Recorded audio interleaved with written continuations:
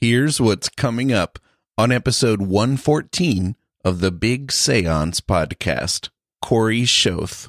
I really try to keep it as genuine as possible and try to create the image from the camera and just use Photoshop as I would like a regular darkroom.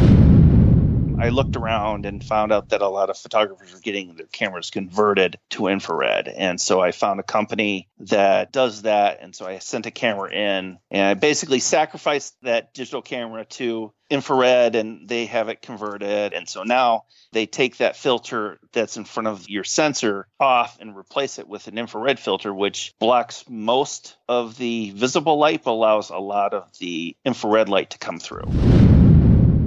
So I just went back and started watching the stairway again. And then the same figure moved left to right. And at that point, I'm like, okay, I got to get up and see what this is about. So I walked in there and there's nobody in there. One way in, one way out. I would have seen somebody walking in there. There was nobody in there. And I thought, oh, that's really weird. Shut up. That sounds like the holy grail of apparitions right there. Yeah.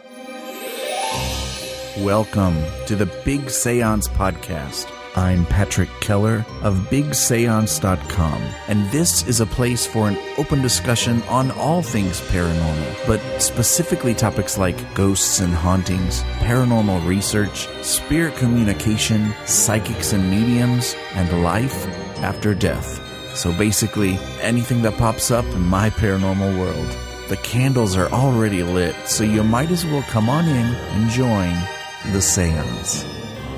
Corey Shoth is a fine art photographer, writer, classic horror film junkie, and owner of Phantasmagoria Photography, based in Wisconsin. After many years of teaching himself photography, he began working for his hometown newspaper in northern Illinois at the age of 17. For 20 years, he worked as a newspaper photographer and freelancer with various newspapers and wire services. And you can add HuffPost into that group, which impresses me. Then in 2003, Corey moved to Wisconsin, and he began to feel he wanted to make photographs that held a more personal and deeper meaning. He's passionate about traveling the world extensively in pursuit of preserving haunted and macabre legends. Using a digital infrared camera, he tries to give the viewer a visual journey through many of the world's most haunted and mysterious landscapes, and hopefully some sleepless nights. Well, that's nice of him. And probably the best place to find all things Corey Shoth is to go to phantasmagoriaphoto.com, and I would take a couple of minutes to spell that out, but I think you guys could probably just manage to find that. And we'll mention that later on in the episode too. But again, that's phantasmagoriaphoto.com. Welcome to the parlor, Corey. Well, thank you. How are you doing today? I am spectacular. It's kind of a springy winter day. The birds are chirping. It's kind of gotten warm. And I've never been super offended by winter, but it's kind of a cool little change. Yeah, it's been getting pretty warm up here. It's like 35 degrees, and everybody's out and about today, getting their cars washed and everything. So it's a little nice change instead of the frigid weather we usually have up in Wisconsin. Yeah, I bet. And if you're hearing the birds and everything up there too, it always impresses me how nature and the animals are smart enough to come out and then hide real quick. Yeah. And peace out before it gets cold again. Exactly. Where do they go? It's so funny. Well, if you're familiar with the show, I like to offer drinks in the parlor. So what would you care to drink today? I would like to have a coffee, please. Coffee would be fabulous.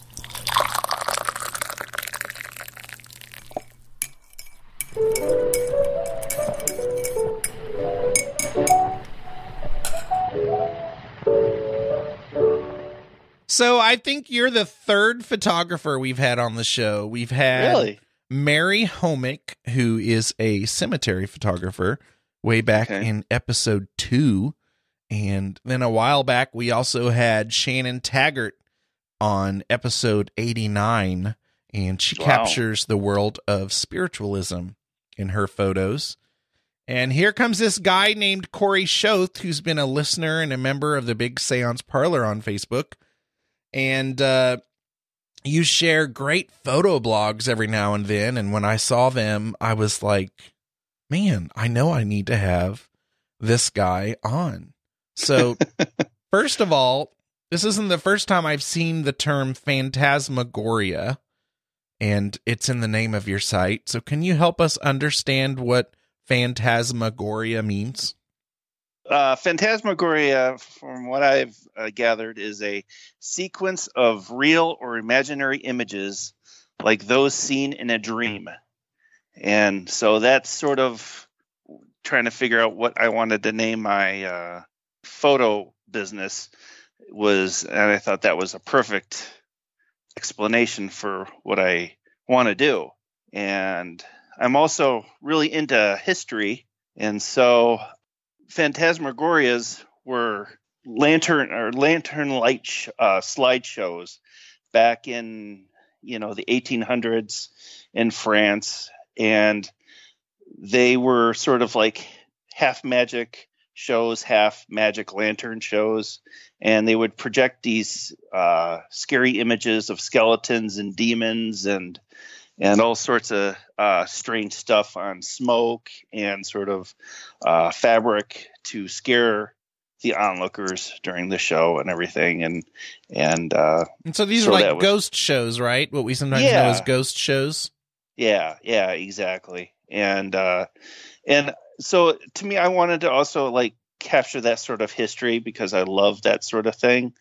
And I wanted to just incorporate that somehow into my photography and to sort of as an homage to that sort of time of era. It's kind of cool. So you're wanting to kind of transport the viewer into a different, I don't know, world when they see your photography. Sort of dream world, sort of thing, yeah. So that means you're probably not afraid to kind of tweak and edit photos too? Well, maybe it's early to get into that philosophy. I don't know. No. For me, I am sort of old school, but yet sort of I take sort of a contemporary approach to things. A lot of the photos that you see is what I've photographed, and there's very little like photoshopping with the photographs.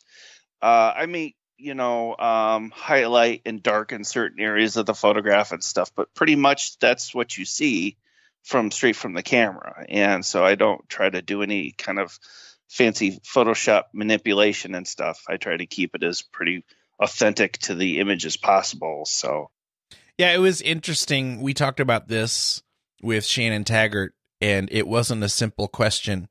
When I asked her if it was, she had kind of her own set rules as to when it was okay to add more to the image or tweak the image a little bit, and when it wasn't. And so that's interesting to hear everybody's philosophy on that. Yeah, I really try to keep it as genuine as possible and try to create the image from the camera and just use Photoshop as I would like a regular darkroom, because using digital infrared is a lot easier than in the old days where you had to use infrared film, and infrared film was very difficult to use and it was very expensive and time consuming. So did you use that old school infrared film before digital? I have not. I always wanted to, and I just, for some reason, I just never got around to doing it. And digital came along, and I found out that you can actually shoot infrared with digital. And I thought, I'll give this a try. And so now there's no point in going backwards. Exactly. Exactly. So how did you get your start in photography? Well, I started when I was a kid. I had this little Kodak Instamatic camera that took the little film cartridges, and they used the old light bars that used the little photo or the little flash bulbs with the little light bar, and you would and he'd flip it up when it was done, and he'd use the other side and stuff. And I was always shooting photos and stuff. And when I was in high school, I wanted to either be a research biologist or a photographer, and I kind of wanted to do both. But then I talked to a few people in the biology field and thought, yeah, it's a great profession, but it doesn't really pay that well. And about every 3 years, you're always trying to look for money to keep your job. And so I thought photography was a little bit more stable. And so I decided to go with that. And I really got into like journalism and news photography and everything like that. So, and I had a friend that worked at my local hometown newspaper, and she showed me a few things on how to print and do all this stuff. And so I ended up working part-time at my hometown newspaper, and just kind of snowballed from there, started working full-time, and just kind of kept at it and just trying to perfect my craft, I guess. I think it's interesting that most of the photography that I follow now, or that I find interesting and creative, is from photographers who were never really, formally trained. They're either self-taught or just kind of find it maybe later in life. And I think that's cool. And that sometimes says something about a photographer's passion, I guess. Maybe the training doesn't matter so much. Yeah, I think so. I think you kind of see what you like, and then you try to work towards that.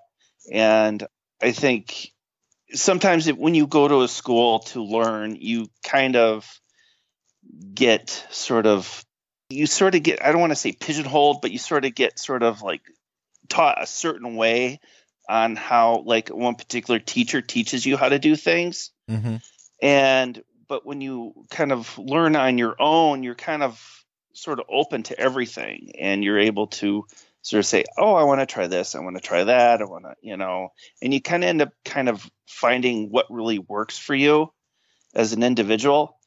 And, I had mentors along the way and stuff that sort of helped me out and stuff. And that was really nice too. And I really, a lot of the stuff that I like, how I set up my gear and everything's kind of directly from that sort of people that sort of help you along the way and to teach you why this is and why that is and everything like that. So I think that's probably the same thing with music too. I know a lot of musicians just sort of teach themselves music, and they never really have any formal training. And, the music industry is full of people who are self-taught and, Well, and it also, as a musician, that relates to me, but also in the education field, I don't know many teachers that say they learned everything they needed to know to teach in education program at a college. You just had to be thrown into the pit. Right. And you figure it out while you're working. Exactly. I mean, there's only so much you can learn from a book. You have to go, and I'm always been that way. I just have to do it. And you learn through trial and error that way. And that's really the only real way how you learn anything.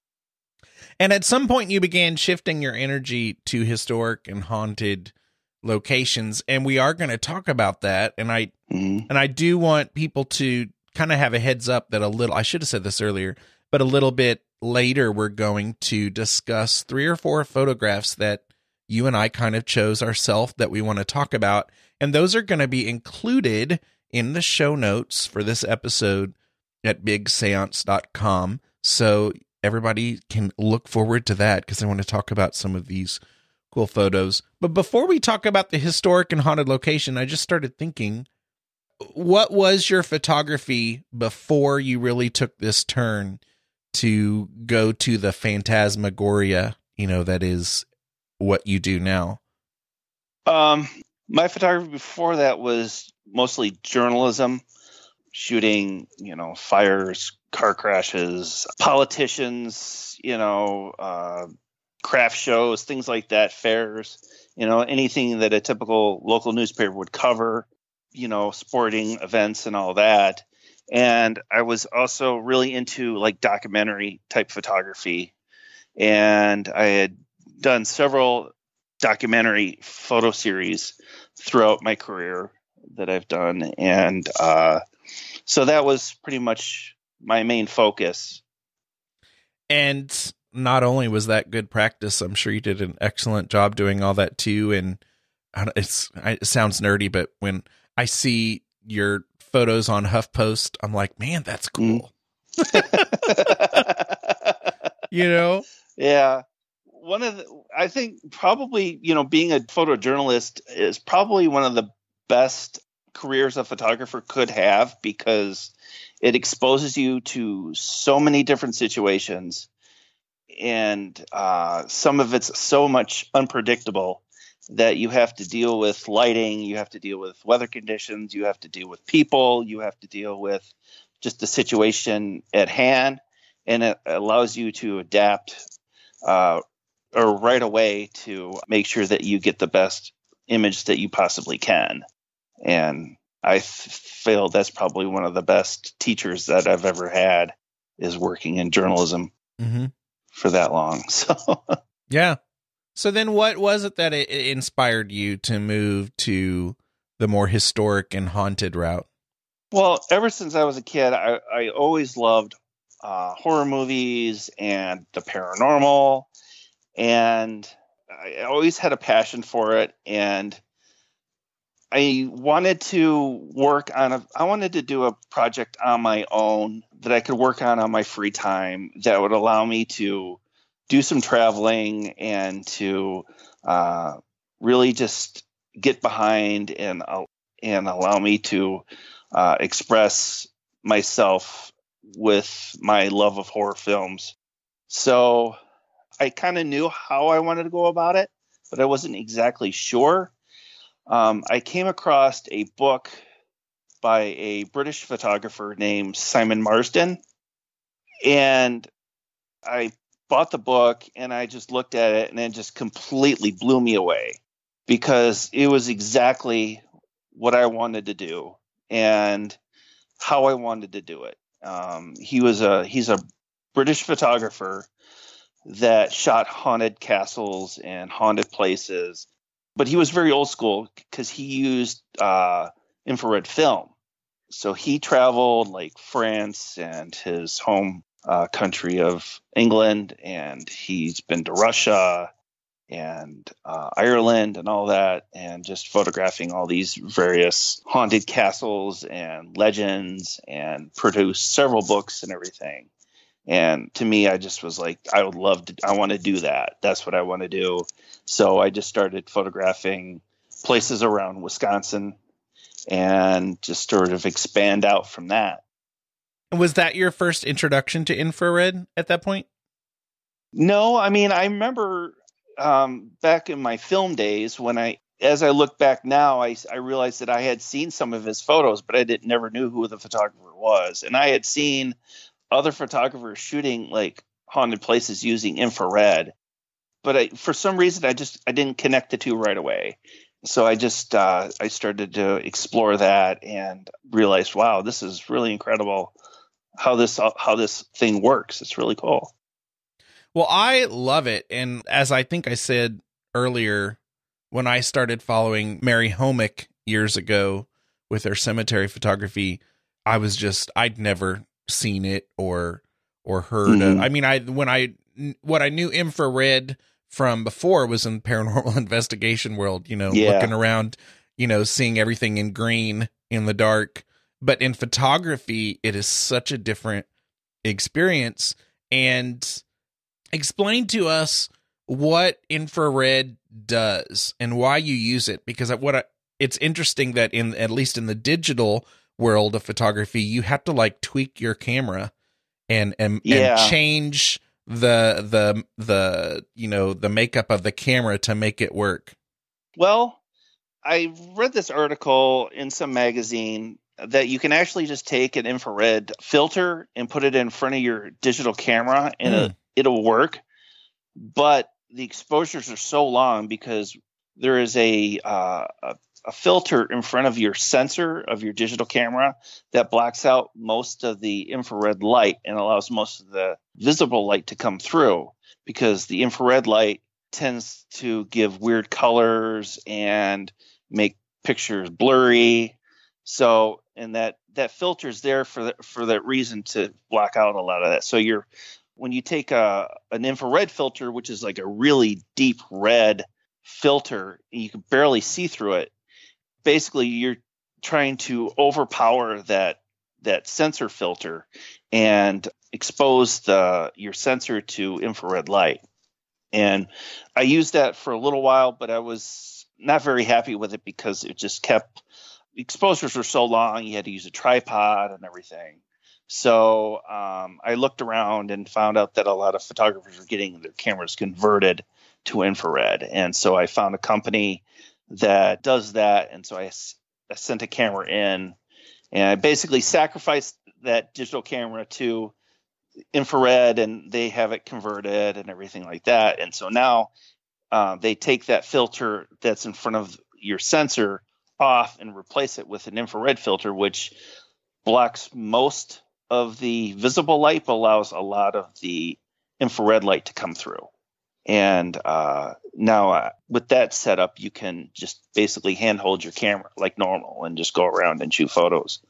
It's amazing to see those photos, and especially if you're in a summer-like setting with trees and things, it gives it a very strange kind of backwards, like wintry look. It does. There's snow everywhere, but everything that was green, is now the snow, and it does kind of transport you to like a dreamland. It takes all the blue, blue skies, turns it black, and then all the foliage turns white. Even like skin tones, it'll turn it to a real ghostly white, and some of the irises in the eyes will turn black. And depending on how the skin is, sometimes you can actually see the veins underneath the skin and stuff. Yeah, it's really eerie. So does lighting play the same role in regular photography as it does in infrared? Like, do you need light as much, or like when is the best, if you're outdoors, when is the best time of day for those magical photos in infrared? Any time of the day is really good. Preferably around noontime for me works really well. I like to have either an overcast sky or a partly cloudy sky.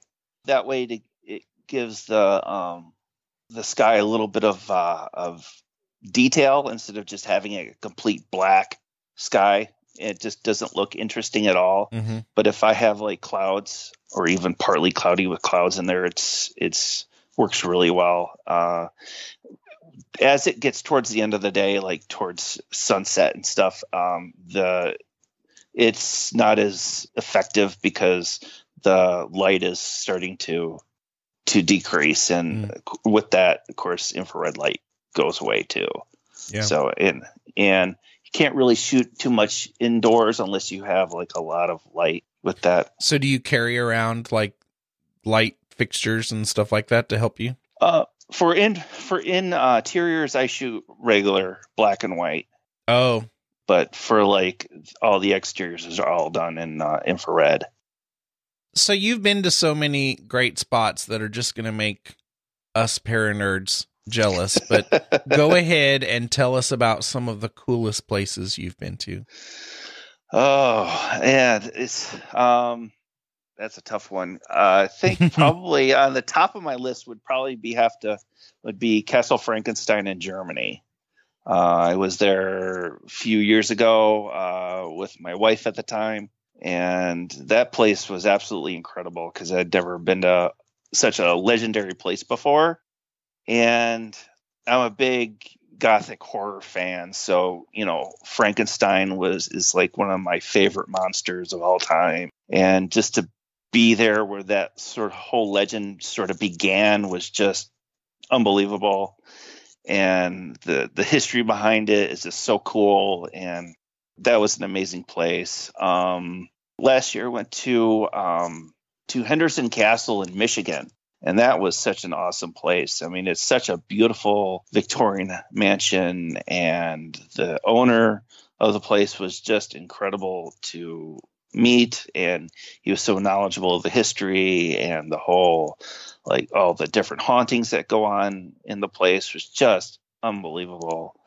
I've been to like Bachelor Grove Cemetery. That was kind of a real cool place. There's not a lot of headstones there anymore, but I mean, it's legendary in sort of the paranormal world, especially in the Midwest. And that was one of the first places I went to. That place was really cool. The very first place I went to was McPike Mansion in Alton, Illinois. Love it. Yeah, that was such an awesome place. And Sharon, the owner of the place, is just really cool to work with. And yeah, that place was just like a monster building. And I was like, wow, I'm glad I'm doing this. So you got inside to the McPike. Yeah.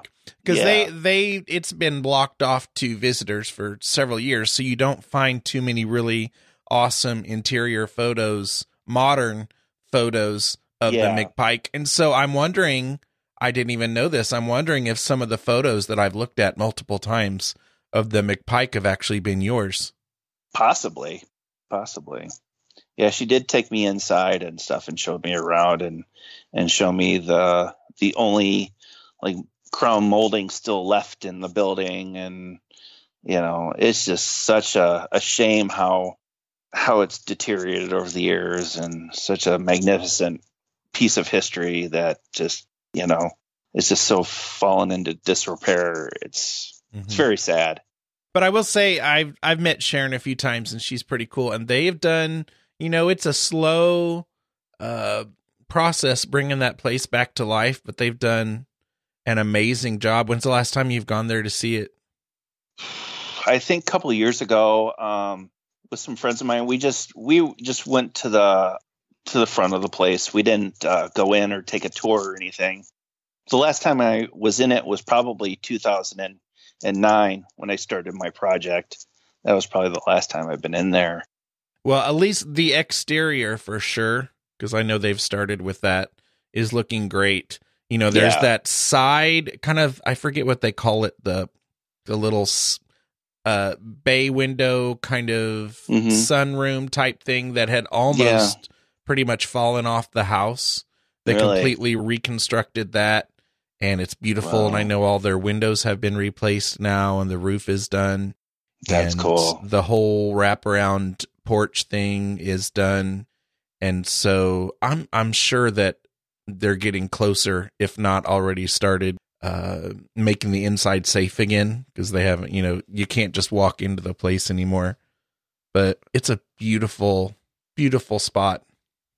Yeah, it's really incredible. Just trying to take care of the exterior first and the outside, just so it doesn't leak water anymore, because that's so bad for the building itself. And once you kind of get that all shored up, and you can start working on the interior and start getting that taken care of. So expensive though. Yeah. To get that done.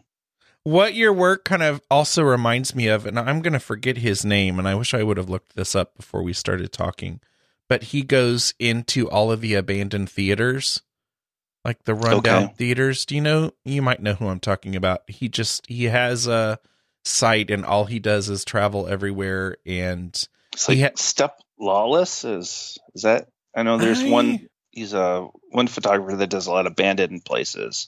Is it Behind the Curtain? Something the curtain. Let's see. After the Final Curtain. After the Final Curtain. After the Final Curtain. I've never heard that one. .net. And I'm still subscribed to his blog. The list of theaters all over the world that he has to go in, like we were just talking about, and he has to bring all the lighting equipment to light different areas of it. And then now because he's been doing it so long now, there are certain theaters that have been refurbished since he's gone in, And so then he goes in and does like a before and after That's type really thing, cool. which is kind of cool. I'm trying to remember his name. I'm on his site. Oh, Matthew Lambros. Never heard of him. Matthew Lambros. Anyway, check that out. I'll have That's to. pretty cool. I probably interrupted you. So No, is there any, like, were there any other, I guess, locations you wanted to talk about? I don't know. I mean, I don't know. There's just so many, some really cool places and stuff that I loved, and Yeah. Well, and people can visit your blog to find some of those other locations too. In all of these haunted places, have you had any paranormal experiences? No, I haven't. I'm usually not at a place long enough to have something weird happen.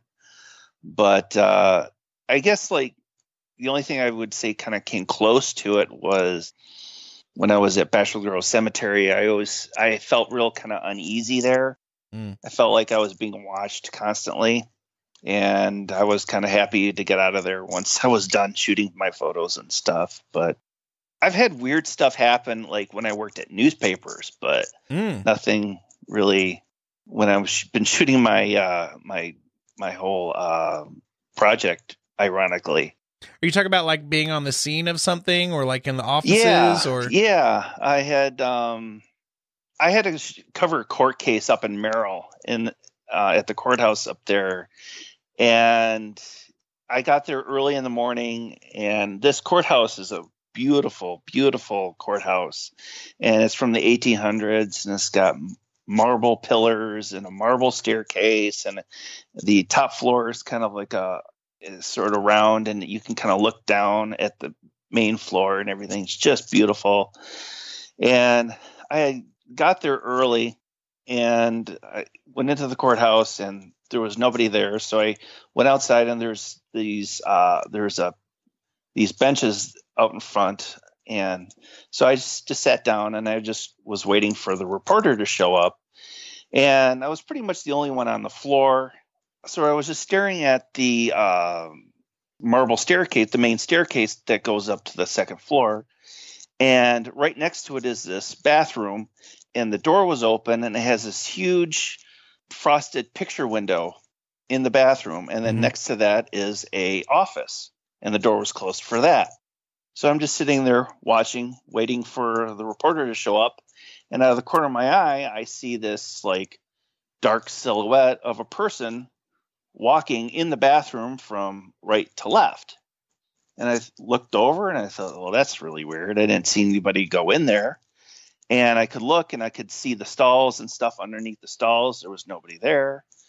And then I said, well, I don't know. So I just sort of went back and started watching the stairway again. And then the same figure moved left to right. And at that point, I'm like, okay, I got to get up and see what this is about. So I walked in there, and there's nobody in there. One way in, one way out. I would have seen somebody walking in there. There was nobody in there. And I thought, oh, that's really weird.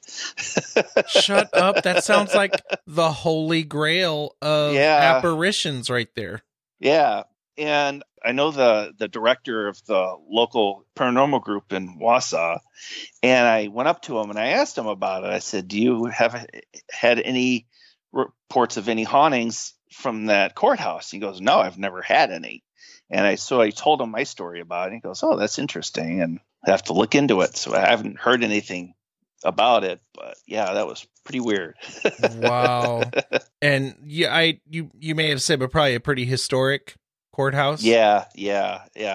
So who knows? I mean, especially back in the day, some of the courthouses were also, the jails, and a lot went on there, and in emotions, a lot of emotion. And yeah, exactly. And all the people, that constant flow of people with, of the highs and lows of emotions and stuff like that, I'm sure plays some sort of effect to that sort of atmosphere of that place, and yeah, it was pretty interesting. I'd never thought, that's so strange. So yeah.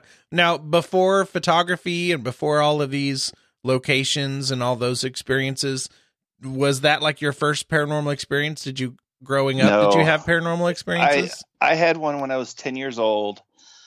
When I was in 5th grade, this was when I lived in Illinois. Typically every year, the 5th grade was allowed to go on this camping trip up to George Williams and by Lake Geneva. And so we'd go up there and spend a week up there. And so, it was sort of, being in 5th grade, it was my turn to go. So we went up there. And when I was up there, one of my friends had mentioned that this place was haunted. I'm like, okay. And I didn't really think much of it, And remember one of the last days that we were there, it was at night. We all gone out, and a group of us, and we had like the typical campfire, and we told ghost stories and all this sort of stuff. And we did some activities at night. And so it was time for us to go back to our dorm rooms. And each dorm room had 2 bunk beds. So there were 4 people in each room. And I was the lower bunk bed. So we all kind of settled in for the night. And the door to our dorm room was closed. And there was a hallway on the outside. And so the little crack at the bottom of the door, the light would come in through the hallway light. And, once your eyes got adjusted to the darkness, you could really see the entire room and everything. Well, I'm laying in bed, and all of a sudden I noticed these 2 red eyes staring at me at the foot of my bed. And I'm like, what the heck is this? And I sat up and I rubbed my eyes like a couple of times to make sure it was something I wasn't seeing or imagining, and it was still there. And it would like fade in and fade out, and fade in and fade out. And I looked around, and everybody else is asleep, and I could see obviously nobody is messing with me or making this happen. It's just, this is what's going on. And it just kind of faded in, faded out, and it just kept doing that for a few minutes, and then it just left. And the strange thing is that I didn't really get scared by it. I was more like intrigued by it, like, what the heck is this? And, to this day, I still can't explain what happened. And, I have, thought about it all the time through all these years and stuff, and still don't know what's going on with it. It just was the weirdest thing. The red eyes, man, that's the experience nobody wants. I'm going to back up and ask you a question I wish I would have asked before we moved on to that one. Do you ever, how often are you in these locations alone? And have you gotten really good at going into some of these, like abandoned locations or haunted locations by yourself and having the confidence to walk around and photograph things? Or do you always have somebody with you? All the haunted stuff is all by myself. I have, typically when I do that, it's usually just me. I have, when I'm not shooting haunted stuff, there's a couple friends of mine. We like to go in and explore abandoned places. So usually I'm with them. But once in a while, I will go with by myself to an abandoned place. And yeah, I mean, there's sometimes you get into an abandoned place and you're like, yeah, this is pretty freaking creepy. I don't know if I really want to stick around here too long. And sometimes there's legitimate dangers. Exactly. Too. I mean, last year I explored a couple of abandoned places and my legs fell through the floor. So. Oh my gosh. Yeah. I can't believe it happened twice last year. And I'm like, I can't believe this is actually happening. Man, yeah. I was thinking about other live people being in there, but, falling through the floor is pretty bad, too. Yeah. I mean, that's a concern, too. Yeah, that's one of the concerns. I don't want to, be at a place and all of a sudden some homeless guy or crackhead is in there or something like that. Yeah, that would kind of... Right. Yeah, that would be or pretty animal. Bad. Animal, yeah. That'd be enough for me.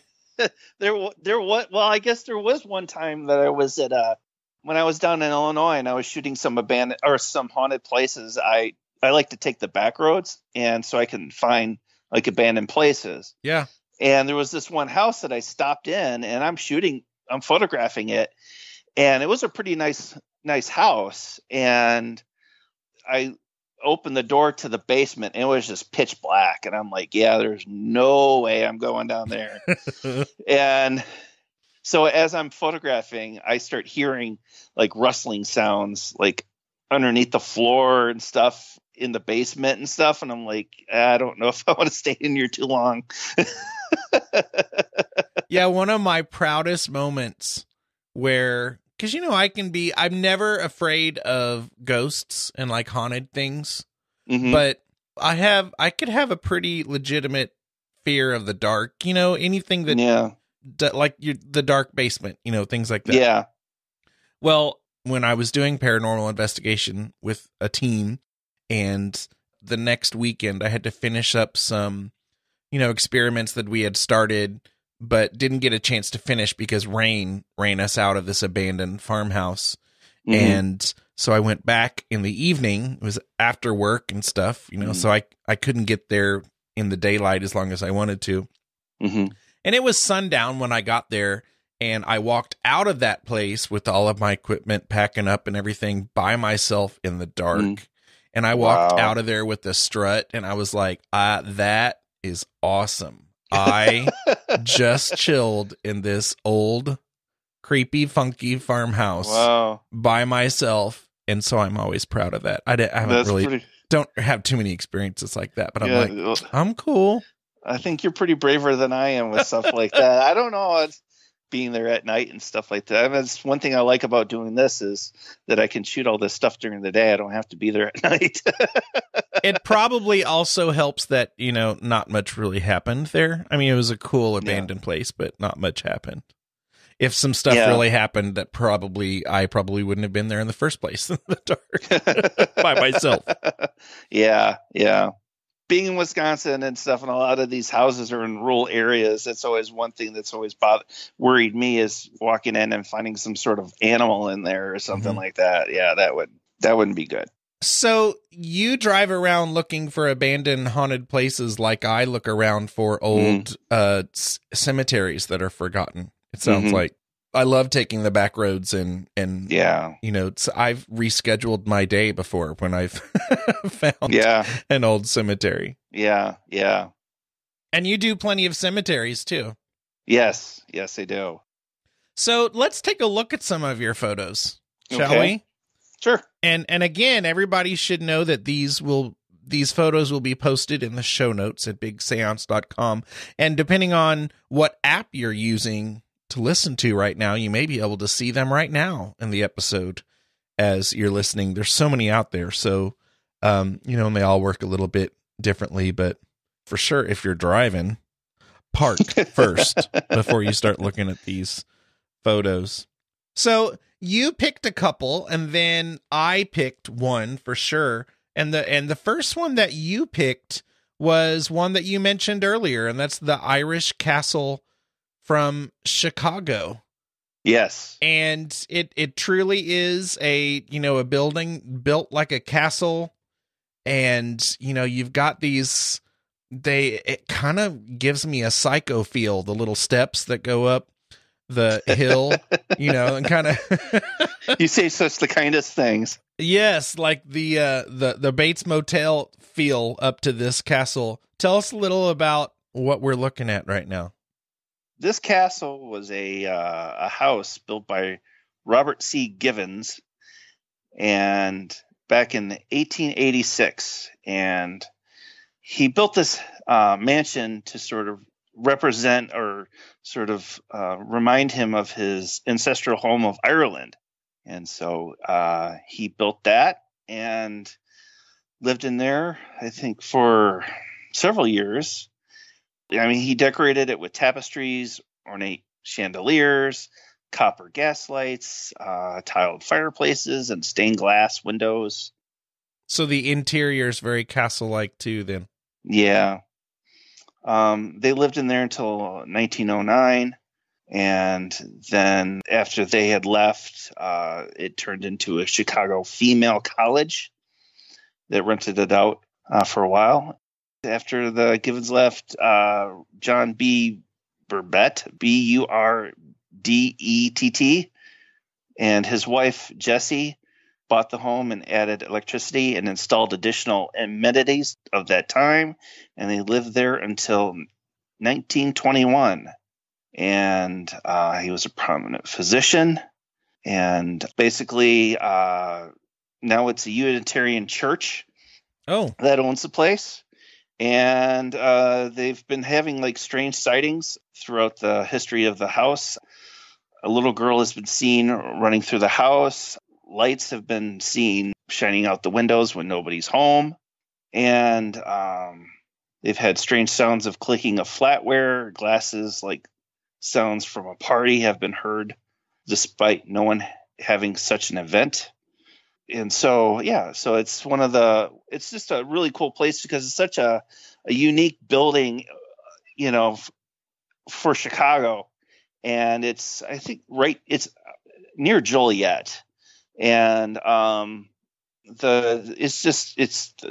you see it, it's just so striking and everything. And the church just released they have a documentary on it now, and they just released a book on it that's available, I think, through Amazon now and stuff. And the photo that you have is in the book itself too, and it talks about the hauntings and stuff like that.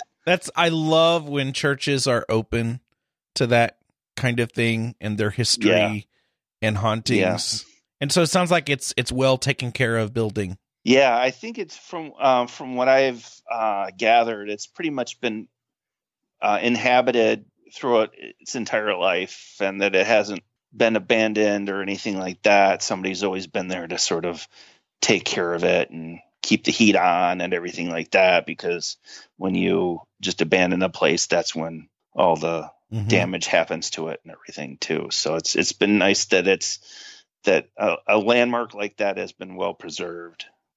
I bet the roof access is awesome at that place too. I know. I would love to just go out there and just like shoot arrows at people. Yeah. Watch for dragons. Yeah. Exactly.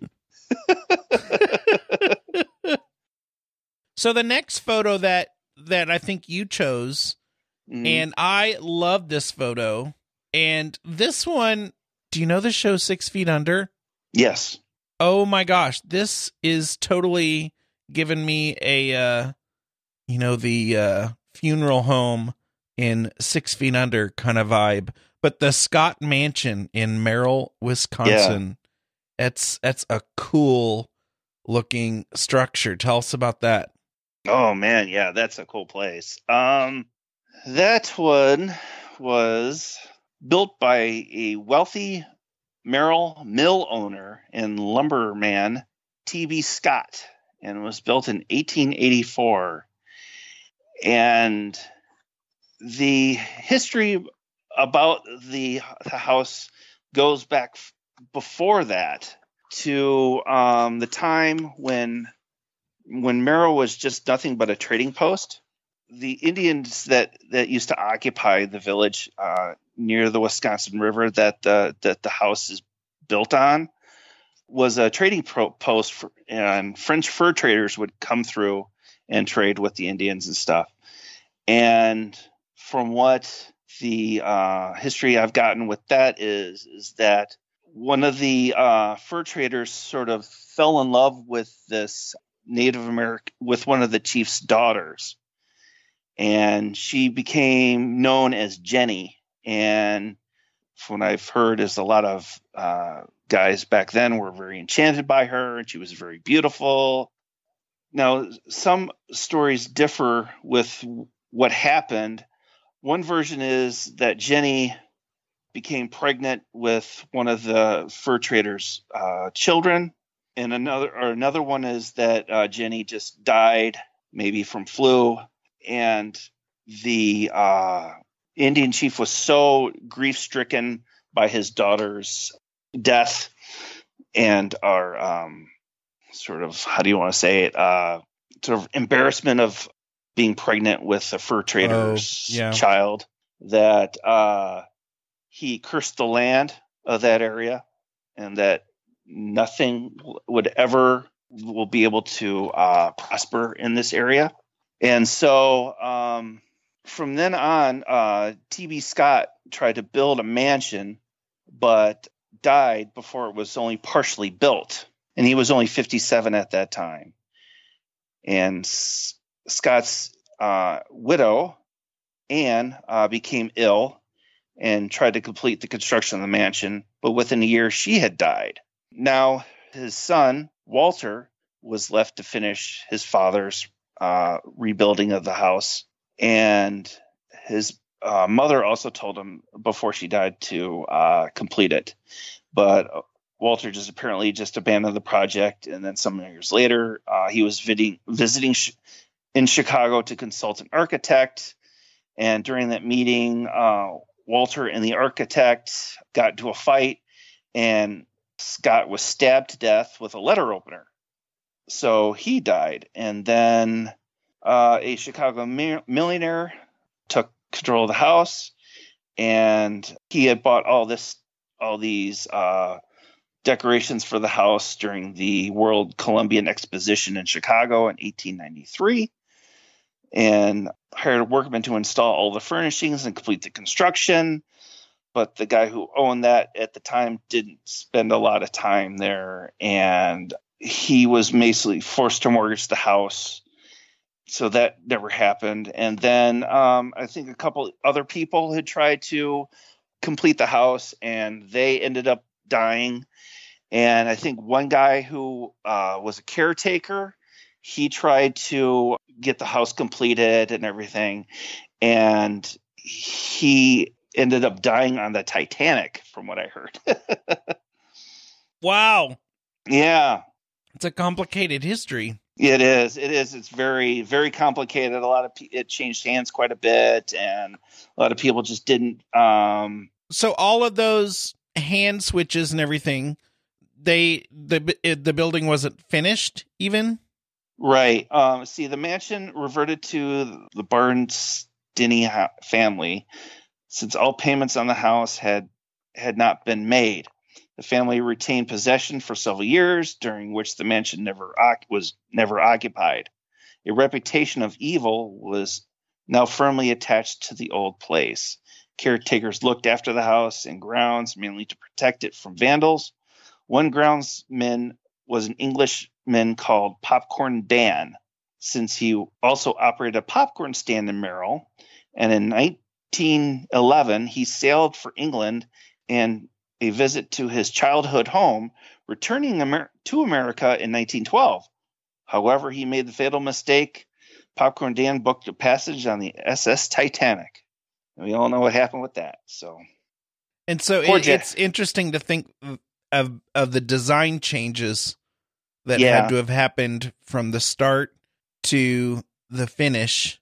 You know, imagine what it would have looked like if it were finished. Yeah. In the first leg of its journey. It's got a cool watchtower thing. It does. It really does. I haven't been able to be in it because a bunch of nuns own it now, so they don't allow anybody to go in. Mm-hmm. But it's a really cool watchtower. The whole building is just incredible, and it does sit on a hill. And when you enter in Merrill, it's like right up there, and it's really imposing. Wow. But yeah, the history behind it is just so eerie that, you know, anybody who's tried to build or to finish what it was started just ended up, you know, either dying or just wasting away with alcoholism or, you know, and things like that. It's really strange. Wow. So I like that you don't, like, when I go and photograph cemeteries, once the photograph is done, I tend to not really worry so much about the story. Mm-hmm. You know, I love that you also have a story about your photographs too, and look into it. Yeah. That's cool. Yeah, that definitely was one thing that I wanted to do. I wanted to photograph places that have like a legend behind them and that were historic and beautiful, you know, even in a maybe sort of decrepit sort of a way. And so I wanted to only like real historic places. I didn't want to like photograph like the haunted McDonald's downtown. I didn't want to do that. I wanted to do Victorian homes and cemeteries, and, you know, and it's got to have a certain look to it. And the stories, I think, are really what get me excited about the place, because it's like going and visiting history when you're there, and just standing there and thinking about sort of, this is what happened at this place, so long ago. It's really incredible. And that's what I kind of get real jazzed about, and what I hope that people kind of take from it too. Well, let's look at one more photo, and this is the one that I chose, and you're going to have to tell us where this is, because I don't know where this is, but it's a home that reminds me very much of the homes that you'll find in my hometown, and I don't know how to describe I'm not like a architectural design person, but it's just really beautiful, and it looks like it's got a stone wall or something out around it. That is the one that you particularly liked. It's called the Porter House in Iowa, and it's a museum now, and it's Italianate style. Yeah. And Albert Field Porter was the one who built the house. It was built around 1898. And he lived in it with his wife and his daughter, and actually 2 daughters, Grace and Emma. Lived in there for a while, and then now it was turned into a historical society, and is a museum in which houses a collection of butterflies, moths, insects, and rocks. And it has a unique wall in front of it that is like done with rocks and stones and everything on the front, which is really unique, because you don't see that a lot in a lot of Victorian homes and stuff. And not the very rough looking natural rock that you see there. It's like, looks like coral and because Porter, he was a naturalist and traveled the world collecting specimens and rare exotic butterflies and insects. And the stone wall was designed by him, and they were stones he had collected around Iowa and other parts of the U.S., which also includes gems, fossils, and petrified wood. Wow. Yeah. He traveled the world collecting all this sort of stuff. Seems like, he was a naturalist, and he just totally loved his home and tried to create a home that sort of reflected his interests of naturalism and all that. So, yeah. And to the listener, if you're imagining, the typical rock wall or stone wall, that's probably not what you're visualizing. No. So you should check that out. It's so interesting. Yeah, it's really, really cool. And it's weird because it's like right in the middle of a neighborhood. And so you have all these like sort of modern homes, and then you have this one unique Victorian mansion with this unique rock wall all the way around it. It's pretty cool. Yeah. And I guess people that go there see mysterious figures looking out the window, and they believe that the people who are still haunting the place are Bert and Grace that have been seen in the home, mostly on the stairway, and the original owners of the house. And they hear all the typical, bangings and sounds and fleeting glimpses of ghosts and stuff throughout the home and everything. It's a very cool place. Yeah, I find it interesting that the 3 photos we just talked about, they each have their own little tower. Yeah. There's like a bell tower or watchtower in each one of those. It's interesting. Yeah. I wish more houses had that. Yeah. They're so Maybe cool. My next one will build it. That would be awesome. So tell us what's coming up, what journeys are ahead for Corey Shoth, and give us any final thoughts you have, and also where people can find you. Okay. Well, let's see. I have a very small, tiny part in a documentary about Simon Marsden. Oh. That is going to be, I'm not sure exactly when it's coming out, but it's in final production right now. This is the infrared guy. Yeah, from England, yes. And the guy who is the director, Jason, I don't want to butcher his last name, Fingus, He also previously directed a documentary about Simon Marston called Twilight Hour. And this one is more about Simon Marston's life, and he is working on the post-production now. And in it, I talk about sort of the influences of like Simon Marston had on me with my photography and everything. But when that comes out, I definitely will let you guys know. Probably be doing a couple of conferences this year. I'm going to be down in Alton in June for cool. Awesome for the American Hauntings. So I'll be down there as a vendor. So I have pictures available for purchase and everything. First part of February, I had a art exhibit in Alton as well for the Dead of Winter with Troy Taylor. So just kind of hopefully do some traveling and try to do some more writing and try to hit some different conventions and get my images out there and in front of people and, keep plugging away at it. Yeah. And as people are finishing up this episode and listening, they should definitely check into the Big Seance Parlor on Facebook, because you're frequently there and they can just, see what's going on with you, and we can have a kind of after the show conversation if people want to check out what's going on with Corey.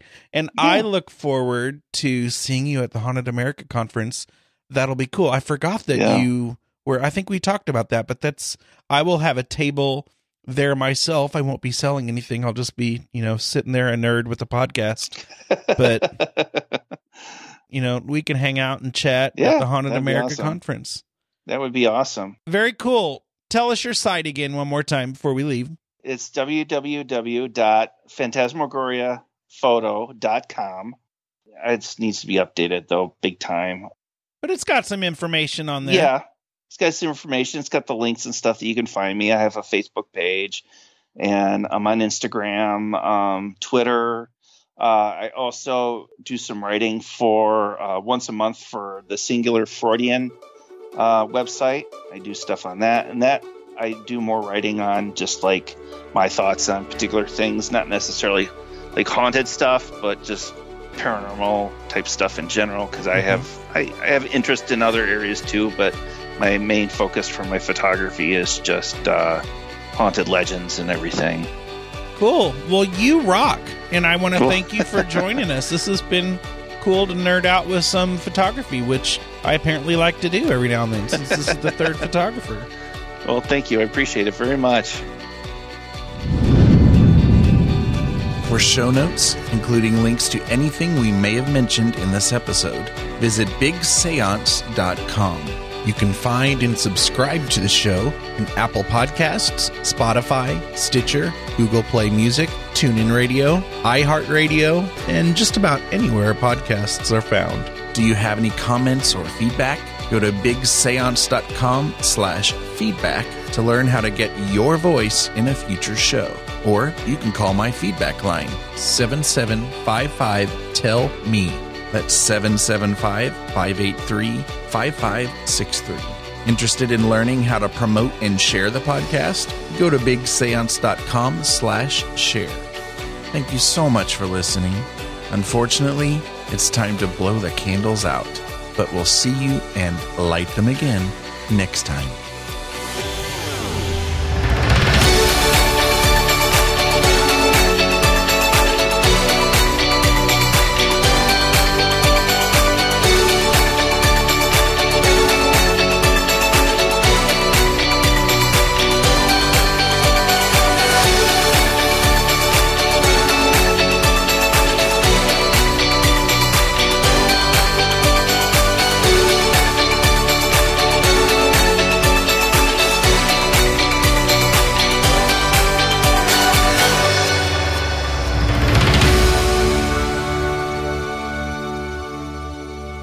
Your Paranerd hashtag today is simply Phantasmagoria. Okay, so maybe not so simple, but if you spell it incorrectly, I'll still like you. But if you'd like me to help you, it's PHANTASMAGORIA. Phantasmagoria.